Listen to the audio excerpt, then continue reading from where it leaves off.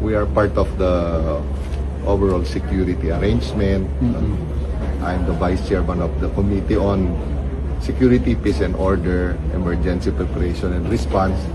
And with me is the administrator of the OCD, or the Office of the Civil Defense. So we're making our rounds just to ensure that everything are in place, that all contingencies are covered. And like with the IMC, we're going to put in place a medical team inside this area so that whatever contingencies, medical emergencies, our team would be able to respond immediately.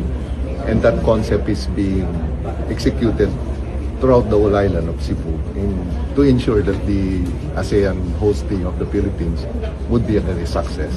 So all contingencies, man-made, natural, are all covered.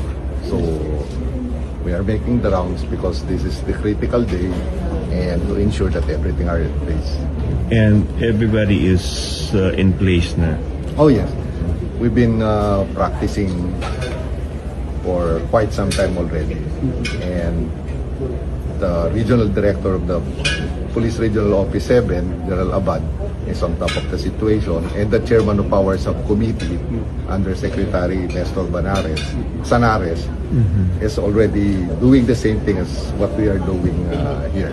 So we are ensuring that all security personnel, security plans are laid out properly and being executed properly. What about the contingencies in case of lumakas tong LPA natin? Yes. According to DOST Pag-asa, there's very little chance for the LPA to develop into a weather system na will cause problem. But of course, we are looking at the possibility of thunderstorm during the late afternoon and evening. So, but we are ready for that also. Sir, the other day may earthquake po na nangyari sa Samar po.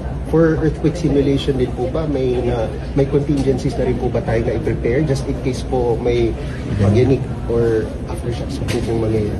Like I've said, our subcommittee is composed of the Security, Peace and Order, and Emergency Preparation and Response.